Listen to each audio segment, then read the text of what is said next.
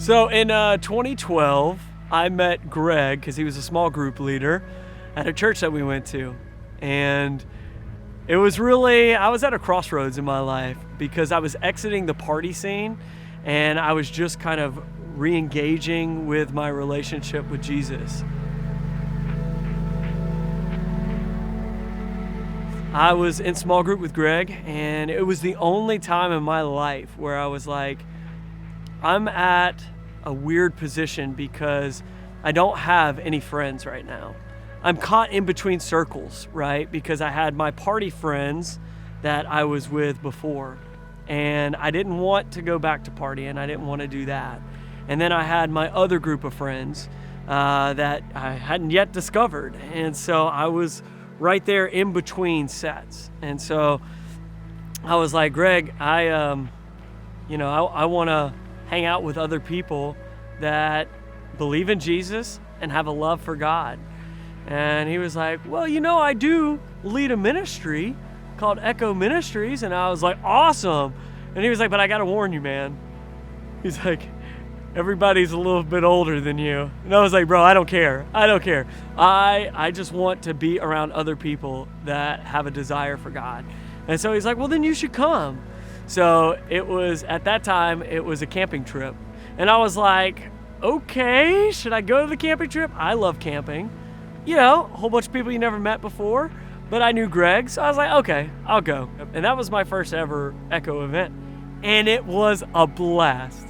It was so much fun singing worship around the campfire. It was the type of things that I always wanted to do. That, I didn't grow up in that type of teen environment in church where you had those type of really cool events. And what blossomed out of that was not only a working relationship, which is becoming employed with Echo, but it was a relationship with so many other people who didn't matter your background, doesn't matter where you're from, doesn't matter your color, your age, it doesn't matter any of that. What brings us all together is our love of Jesus. And hey, how can we do really fun things, but focus on Jesus at the same time? And so got involved in Echo, and then met my now ex-wife, and then ended up getting married, and then went through a divorce. And that's where Echo came back into my life. And I think you'll see that a lot with people that are in Echo, is that they come to Echo, they get connected, and for whatever reason, they leave or they get married and they get divorced and they come back into Echo. And so Echo is this constant through line for people and their stories, because no matter what's going on in their life, Echo's that common piece where they can kind of come back to. And so that's what happened with me is once I got divorced, and it was a hard divorce, and it wasn't like we were married for a lot of years, but it was hard. It was a challenge. When you're going through such a hard time in your life, to have a ministry that kind of refocuses you on what's really important.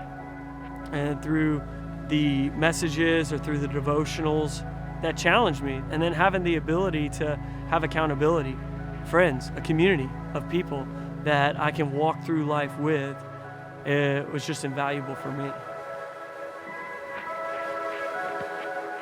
So if you're yourself kind of caught between those circles of friends, or you're wondering, where are all the single people?